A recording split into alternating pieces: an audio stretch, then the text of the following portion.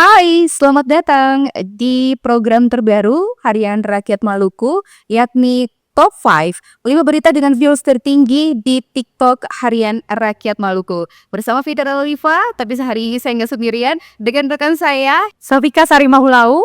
Hai, selamat siang, pagi, malam untuk Anda semua yang sedang menyaksikan kami. Gimana Vika kabarnya? Alhamdulillah baik, Kalha. Kalau Kakak sendiri kabarnya gimana nih? Alhamdulillah baik juga. Dan tentunya ada 5 berita yang sudah bisa Anda lihat di layar handphone maupun juga kamera Anda masing-masing hari ini. 5 berita ini rupanya bukan hanya memanaskan antusias dari pengunjung di TikTok kita ya, Vika, benar sekali, juga di meja redaksi. Iya, benar sekali. Iya, tentunya pastinya ya, sangat memanas ya, betul. Oh, jadi kita patut mengapresiasi juga untuk kinerja dari para jurnalis kita yang terus berupaya untuk mengikuti ya perkembangan beberapa kasus maupun juga beberapa berita terupdate yang sudah ada di laman TikTok maupun juga harian rakyat Maluku.fajar.co.id. Benar sekali. Nah, seperti yang kita ketahui ada 5 berita di sini, boleh di-mention Vika dari 1 sampai 5. Iya, nah hari ini berita dengan viewers terbanyak di TikTok Harian Rakyat Maluku. Berita pertama yang nantinya kami akan bacakan yaitu Jaksa dalami keterlibatan pihak lain kasus SMI Buruh. Selanjutnya untuk yang kedua ada berita mengenai munajat untuk Maluku bersama UAS di Ambon. Lalu ada juga berita mengenai stok minyak tanah aman, warga Ambon jangan panik. Lalu juga ada berita mengenai Kadis PUPR Maluku akui tantangan SPM 100%. Mohon maaf, tanda tangan SBM 100% maksud saya. Terus yang kelima, diduga banyak pelanggaran 3 paslon gugat hasil Pilkada Maluku ke MK. Wow. Maluku Utara, Maluku Utara ke Mahkamah Konstitusi. Karena selain daripada Provinsi Maluku sendiri yang memang saat ini masih hawa-hawanya tuh masih berasa gerah ya. Iya, hasil pilkada kemarin 27 November, tapi ternyata tetangga kita juga ya, Maluku Utara mengalami hal yang sama. Tapi semoga tetap kondusif keamanannya dan pastinya informasi terbarunya akan kami update terus kepada Anda. Jadi tetap stay tune di Harian Rakyat Maluku.fajar.co.id. Kita ke berita yang pertama dulu, Vika. Iya. Boleh? Berita yang pertama yaitu ada mengenai jaksa dalami keterlibatan pihak lain kasus SMI Buruh. Tim penyidik tindak pidana kasus Kejaksaan Tinggi Maluku sementara mendalami keterlibatan pihak lain selain 2 tersangka dalam perkara dugaan korupsi proyek pembangunan talut pengendalian banjir di Kabupaten Buruh tahun 2020 senilai 14,7 miliar yang bersumber dari dana pinjaman pemerintah Provinsi Maluku dari PT Sarana Multi Infrastruktur. Sambil menunggu hasil pengembangan perkaranya, jaksa penyidik juga sementara menunggu jawaban tentang kelengkapan berkas perkara 2 tersangka dalam kasus ini dari jaksa penuntut umum. Sebab berkas perkara kedua tersangka telah dilimpahkan ke ke JPU untuk diteliti atau tahap 1. Jadi 2 tersangka ini masing-masing berinisial AM selaku pejabat pelaksana teknis kegiatan dan MS selaku pejabat pembuat komitmen dan bidang marga dan Bina Cipta Karya Dinas Pekerjaan Umum dan Perumahan Rakyat Provinsi Maluku. Oke, jadi ini lumayan lama juga karena sudah dari tahun 2020. Cuman mungkin karena keterlibatan banyak oknum ya, sehingga prosesnya agak lama, benar sekali Vika. Dan kayaknya juga angka yang cukup besar ya. Iya, 14,7 ini angka yang sangat besar, tidak main-main. Jadi memang walaupun dari tahun 2020 dan sampai saat ini terhitung sudah mau 4 tahun ya. 4 tahun. Kalau orang kuliah udah lulus harusnya ya, lulus. Ya sana belum. Terus yang punya pasangan kira-kira udah pasti nikah. Nah, nikah udah melewati, kalau udah nikah hampir melewati 5 tahun pertama. Sekarang sih aman-aman. Ternyata untuk kasus ini berbeda. Dan tentunya untuk beberapa tersangka yang memang sudah diperiksa gitu ya oleh pihak kepolisian maupun juga kejaksaan. Ada nama juga yang cukup terkenal yakni ex Bupati Buruh Selatan yakni Tagub Solosa. Dan tentunya apakah sudah dipanggil jaksa penyidik untuk diperiksa, ternyata dari kejaksanya sendiri ya Kasih Penkum dan humasnya tuh bilang belum ada tanggapan sama sekali. Padahal memang pada Rabu tanggal 13 November 2024 lalu kontraktor proyek tersebut juga sempat mangkir ternyata dari panggilan jaksa penyidik kenapa sampai mangkir, iya kan? Iya. Banyak Startupnya yang mangkir. iya, ada juga beberapa kontraktor proyeknya nih yang udah disebutkan di awal yakni Lim Sintong. Iya. Ya, Sintiong ini, sorry. Jadi pembangunan prasarana pengendalian banjir di Kabupaten Buru dikerjakan menggunakan pagu anggarannya 15 miliar dengan nilai kontraknya itu 14,7 miliar. Dan memang kalau Berarti belum cair 100% ini?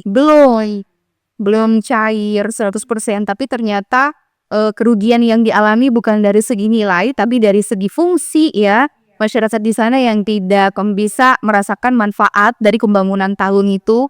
Sayang apalagi kalau musim seperti ini ya.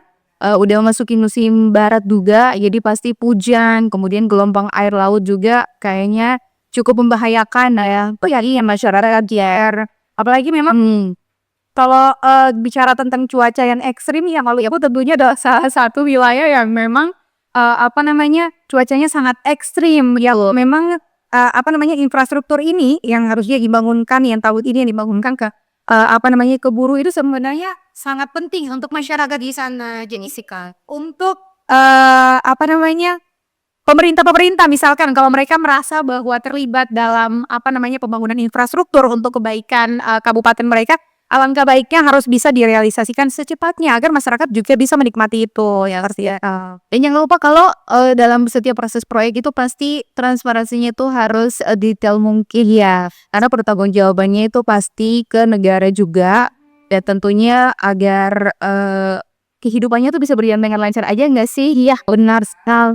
Jadi semoga hal ini bisa terang benderang. Biar kejaksaan juga kayaknya masih pusing hindesing ini. Pusing tentunya beberapa pihak lain yang sudah di-mention maupun juga sudah dibidik oleh pihak kejaksaan dalam waktu dekat segera di-update juga informasinya agar semakin terang benderang dan kalaupun juga mereka bersalah gitu kan, terbukti memang bukan jadi tersangka tapi memang sudah menjadi terdakwa, kemudian bisa menjalani proses persidangan dan hukumannya itu dengan sangat baik dan ganti ruginya juga ke masyarakat ya.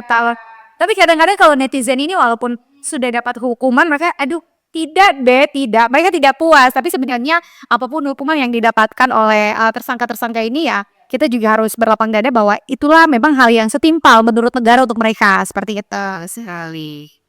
Kita udah memberikan ulasan terkait bagian berita yang pertama. Ini juga cukup banyak ya viewsnya di TikTok. Bahkan di Walup Sonalular tuh juga ramai. Iya kok, benar banyak juga dibagi-bagikan. Teman-teman yang lainnya mungkin kalau ada teman yang belum lihat mereka membagikan ini supaya teman-temannya bisa melihat ada berita ini nih seperti itu. Apalagi untuk masyarakat yang diburu gitu ya, yang bisa rasakan langsung dampak dari mandeknya pembangunan talut penahan air. Gitu. Kita beralih ke berita yang kedua. Boleh, bisa langsung Kak Fit aja yang bacakan untuk berita pertama. Keduanya. Berita kedua ini munajat untuk Maluku bersama dengan UAS di Ambon. Jadi ini untuk kesekian kalinya Ustadz Abdul Somad datang lagi ke Ambon. Dan tentunya sudah berlangsung pada tanggal 15 Desember pukul 20.00 waktu Indonesia Timur di Lapangan Merdeka. Kiai Sujutamut ini tampil mengisi ceramah bertema Kumpul Basudara Maluku, bermunajat, zikir, maulid, dan doa. Ikut mendampingi UAS yakni Habib Rifki Al-Hamid. Acara ini diinisiasi oleh Yayasan Ar-Rahmah Kota Ambon, merupakan bagian dari upaya untuk tentunya menjalin persaudaraan dan menjaga kekompakan warga di daerah ini, dan tentunya tetap mendoakan ya untuk Maluku lebih baik ke depannya. Selain itu juga kehadiran UAS di Kota Ambon Manisnya memberi warna yang cukup berbeda di tengah upaya kita untuk menyelesaikan pilkada gitu ya, pesta demokrasi untuk tetap menjaga solidaritas tentu saja. Dan yang pastinya acaranya juga berlangsung sangat sakral. Tentunya juga bukan hanya diisi oleh mungkin kalangan muslim saja tidak, tapi teman saya juga Jemaat Mahase, dia juga hadir di sana. Seperti itu. Beliau manis ya, memberikan nuansa yang cukup berbeda gitu lah ya dalam acara tersebut. Akhirnya urut meramaikan dengan kedatangannya Ustadz Abdul Somad ini itu saya sekali. Luar biasa, memang toleransi di Kota Ambon ini memang sangat bisa dijadikan contoh untuk daerah-daerah lain karena memang di Kota Ambon ini sangat menjunjung toleransi. Jadi upayakan pela gandum tuh harus berlangsung dari seumur hidup ya, dari akhir hingga mungkin nanti kita udah nggak ada di muka bumi ini sih. Iya, karena memang di Maluku tidak ebok ya. Di daerah lain tidak punya kayak ikatan kayak pela gandum itu kan, cuman ada di Maluku seperti itu. Dan kita juga patut berbangga karena kayaknya Kota Ambon tuh jadi destinasi yang cukup bisa memberikan nuansa tersendiri gitu ya bagi Ustadz Abdul Somad untuk datang lagi nih. Nah, Karena memang beberapa kali ini beliau datang selalu di Kota Ambon selain tanggal 15 Desember kemarin. Beliau juga ada datang tuh tanggal bulan Oktober 4 melakukan rangka safari Maulid Nabi Muhammad SAW. Lalu juga ada pada 8 Maret 2021 Uwas juga pernah ke kota ini dalam rangka peringatan Isra Miraj 1442 Hijriah. Gitu. Jadi memang ini kalau mau dilihat 1 tahun ini beberapa kali datang berarti ini salah satu candu untuk Ustadz Abdul Somad. Bosan-bosan ya Pak Ustadz datang ke sini memberikan ceramah kepada seluruh masyarakat Kota Ambon yang ada di sini. Tentunya masyarakat Kota Ambon di sini juga sangat cinta sekali dengan kedatangan dari Ustadz Abdul Somad ini. baik. Karena Ustadz Abdul Somad tadi beritanya sudah kita share untuk penonton maupun juga pemirsa dimanapun berada. Kali ini kita ke stok minyak tanah aman, warga jangan panik gitu ya. Iya memang sebelum kita masuk ke isi berita ini memang minyak tanah ini memang jadi jadi pencarian yang utama untuk ibu-ibu rumah tangga ya. Jadi pun juga untuk para pelaku usaha makanan dan minuman. Iya itu sangat penting karena memang kan di rata-rata di kita nih yang ada di Ambon ini kan masih menggunakan minyak tanah sebagai bahan bakar untuk memasak ya seperti itu. Saya pakai aftur sih. Oh iya, aduh hebat sekali Anda ya, lumayan. Saya masih pakai minyak tanah. Lama-lama kalau minyak tanahnya hilang, saya pakai kayu aja. Oke, ya gak mau beralih ke gas. Iya, oh nggak mau. Takut. Oke, beritanya seperti apa, Vika? Berita selanjutnya yaitu ada stop minyak tanah aman, warga Ambon jangan panik. Pemerintah Kota Ambon melalui Dinas Perindustrian dan Perdagangan menghimbau kepada seluruh warga untuk tidak panik atas ketersediaan minyak tanah sebab stok minyak tanah yang dimiliki saat ini dipastikan aman dan mampu mengakomodir seluruh kebutuhan warga Kota Ambon. Menurut Lopis, terjadi kelangkaan di lingkungan masyarakat atau tidak tersedianya minyak tanah di pangkalan lantaran keterlambatan setor sehingga hal ini berdampak pada dropping atau pengantaran stok minyak tanah yang tidak tepat waktu. Ia menjelaskan, pihak di Sprindak juga telah menyurati ke Pertamina guna menambahkan stok minyak tanah agar tidak terjadi kelangkaan menjelang Natal dan Tahun Baru. Lopis juga memastikan tidak akan ada penimbunan dan di pangkalan karena sanksi yang nantinya akan diterima pangkalan cukup berat yakni pencabutan izin usaha. Oke, jadi kan ini hanya boleh dibilang tuh kayaknya akan nelayannya aja ya. Kak, ini lebih hati yang punya pangkalan. Halo, that's it. Iya, jadi untuk saudara Kota Ambon jangan pernah risau bahwa minyak tanahnya nanti stoknya kalian tidak dapat karena dari pemerintah Kota Ambon melalui Dinas Perindak, beliau sudah ke Kadisnya ya menyampaikan bahwa stok minyak tanah ini akan aman. Jadi nanti pastinya kalau aman berarti secara keseluruhan masyarakat di Kota Ambon secara keseluruhan pasti mendapatkan minyak tanah itu. Jadi kalau misalkan kalian menemukan beberapa waktu yang lalu kelangkaan minyak tanah, berarti itu ternyata akibat Kelalaian. iya kayak kelalaian dari pihak pangkalan yang terlambat setor. Ada penimbunan misalnya ya, ada salah sekali. Iya, jadi kalian juga harus positive thinking. Ini sudah mau tahun 2025. Jadi Saya minta jauhi suzon ya ada pemerintah. benar sekali. Jadi juga ini maksudnya dari Dinas Perindak juga sudah menyurati Pertamina bahwa stok minyak tanah tuh harus langsung cepat diturunkan ke Distribusikan masyarakat gitu ya melalui pangkalan-pangkalan maupun juga distributor. biar sekali. Jadi buat saudara yang non Muslim, kalau mereka kan sekarang mau merayakan Natal, jadi jangan khawatir, stok minyak tanah aman. Ini ungkapan langsung dari Kadis. Masalahnya nih agak-agak rentetannya cukup cepet gitu ya, dari Natal, Tahun Baru, puasa, Daya Barat. Iya, jadi ini semoga minyak tanah ini menjadi perhatian khusus untuk pemerintah Kota Ambon ya melalui Dinas Perindak ya untuk bisa menyetok stoknya sangat banyak karena ini memang kebutuhan yang sangat dibutuhkan. Oke, ini krusial juga karena berkaitan juga dengan itu orang banyak, terutama di kawasan Maluku Tenggara, Desa Dayak Owat, dan juga di kawasan Danar. Ini kasus korupsi juga. Tadi pertama korupsi, ini sekarang korupsi. Aduh, capek. Running beberapa kali gitu ya untuk penyidikan dan juga tahapan yang cukup alot dan juga cukup lama dari pihak kejaksaan maupun juga pihak kepolisian terkait dengan Kadis PUPR Maluku yang sudah mengakui rupanya beliau menandatangani SPM 100%. Ini waduh. Boleh dibacakan isi beritanya, Kak? Oke, jadi Kepala Dinas PUPR Provinsi Maluku Ismail Usemahu akhirnya setelah berulang-ulang kali mangkir, beliau akhirnya beritikat baik untuk memenuhi panggilan penyidik Direktorat Reserse Kriminal Khusus Polda Maluku pada hari Senin tanggal 9 Desember. Pantauan media rakyat Maluku, Usemahu tuh datang ke markas Krimsus di Jalan Rijali menggunakan mobil pribadinya dengan plat nomor sekian-sekian sekitar pukul 9.30.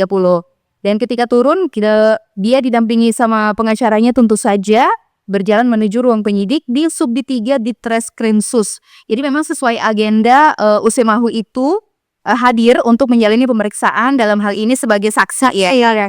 Dalam kasus dugaan korupsi proyek pemeliharaan jalan dan RT Owat di Kabupaten Maluku Tenggara tahun 2023. Proyek ini juga menggunakan anggaran pendapatan belanja daerah dengan nilai kontrak lumayan besar, yakni 7,2 miliar rupiah. Dan sayangnya dananya tuh udah cair, tapi ternyata progresnya tuh baru 50%. Wah, aduh sayang sekali ya. Ini seperti yang tadi Kak Fitri sudah membagikan bahwa Kepala Dinas PUPR Provinsi Maluku Ismail Usemahu pada 9 Desember 2024 itu beliau sudah hadap ke Polda Maluku tuh, dimana beliau hadir sebagai saksi atas dugaan korupsi jalan dan artefak di Kabupaten Maluku Tenggara tahun 2023. Yap. Jadi ternyata proyek ini dananya itu sudah cair 100%, namun pekerjaannya baru 50%. Sayang sekali ada di sini juga ada ditanyakan oleh wartawan ketika beliau selesai penyidik ya, selesai penyidikan, lalu wartawan sempat menanyakan kepada Kadis bahwa beliau mengetahui bahwa proses ini baru 50%, sedangkan dananya sudah cair 100%. Namun beliau menyampaikan bahwa beliau tidak mengetahui bahwa pekerjaannya ini baru 50%, tapi beliau cuma hanya mengetahui bahwa memang sudah cair 100%. Jadi langsung tanda tangan, mungkin sibuk gitu. Adi. Jadi sebenarnya ini menjadi perhatian yang harus khusus juga ya kayak karena kalau bisa anggarannya jangan dicairin 100% dulu. Biarin pekerjaannya selesai baru dicairin 100%. Kalau kayak gini kan pasti akan muncul dugaan-dugaan yang agak-agak rancu gitu ya, sebab dirinya tidak melakukan pemeriksaan pekerjaan sebelum mencarikan dana itu. Iya, Please Pak. Pak, ini 2023. Dan ini kasusnya tahun 2023, lalu ini sudah 2024 dan mau masuk di tahun 2025, 1 tahun Bapak tidak masuk ngecek gimana pekerjaan ini, kenapa kok bisa ya? Kok bisa, harusnya mau cek dong Pak, karena dananya sudah cair 100%. Iya, karena beliaunya juga mengatakan bahwa saya nggak tahu gitu, saya hanya kibutan atau ya. Terbukti kan memang kayaknya sebagian besar kasus yang banyak itu karena kadis-kadisnya tuh nggak mau punya waktu untuk membaca secara keseluruhan berbagai macam data maupun juga beberapa tanggung jawab yang sebenarnya tuh nggak harus diajarkan lagi kali ya Deko lagi seperti ini juga kayak yang diburu tadi, kasus yang diburu tadi, bahwa ini memang sangat dibutuhkan oleh masyarakat.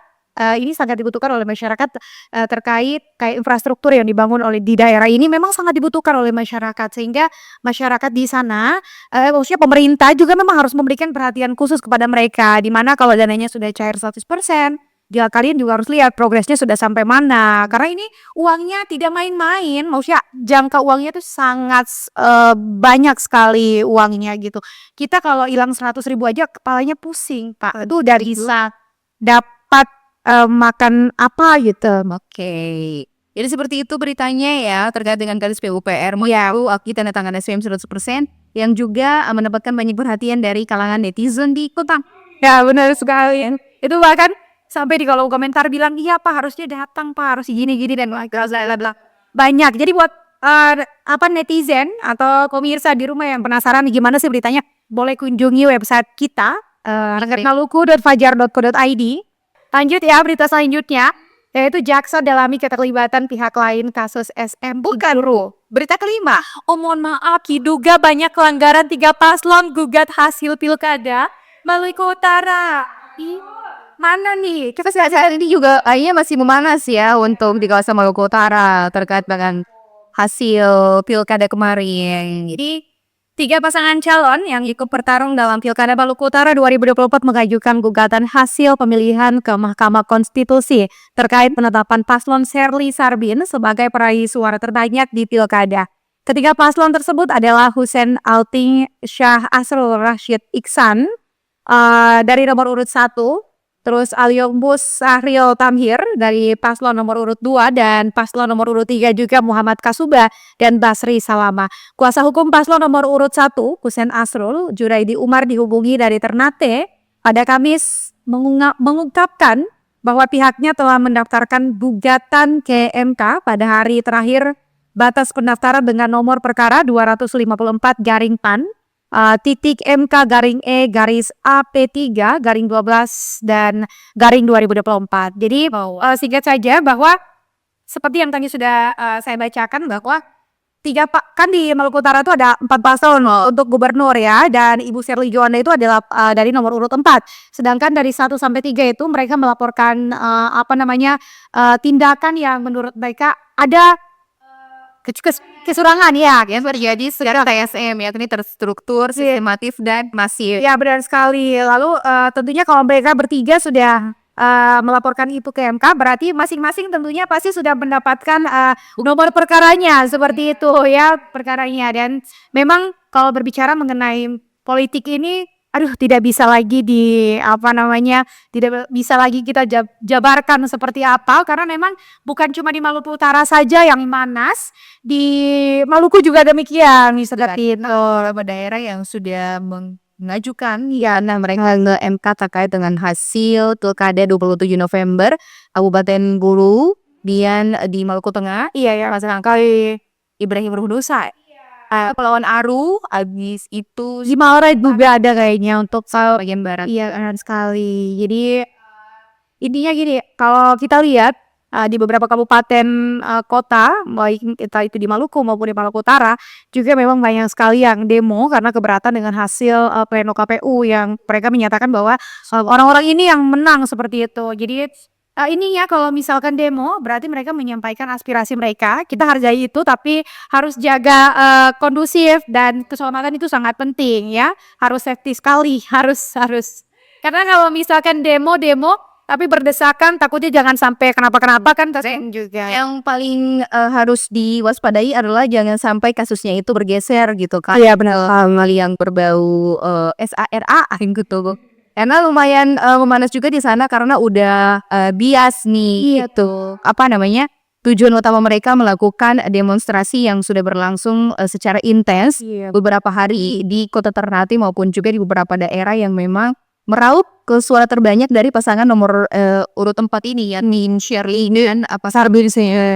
Iya benar sekali ya, intinya semoga Maluku Utara dan Maluku ya, karena kita ada di Maluku jadi harus ada Malukunya juga. Ketika kita live juga setiap kali ngebahas soal hasil pilkada khususnya untuk gubernur, banyak juga netizen dari Maluku Utara yang nanya. Kalau ya benar sekali. Ya kalau kita live tuh di TikTok kita untuk membacakan berita setiap edisi harian terkait Maluku, kadang-kadang mereka selalu tanya, kakak gimana sih berita di Maluku Utara, gimana kabarnya Ibu Sherly dan lala.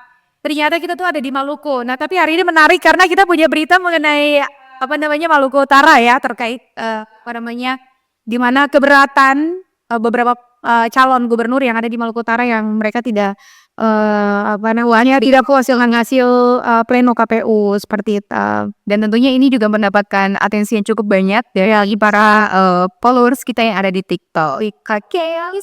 Dan ternyata 5 berita sudah kita berdua bahas dari tadi. ulasannya juga sebenarnya pengen lebih panjang tapi apa waktu yang ngesahkan ya. Benar sekali. Dan 2 minggu ke depan kita bakal kembali lagi dengan berita-berita yang lainnya dalam 2 pekan dengan raihan booster banyak di TikTok dan Telegram Top 5. Iya, jumpa lagi, kita dulu pamit. Dan rekan saya Sophie Kasari Mapulau. Sampai jumpa ya.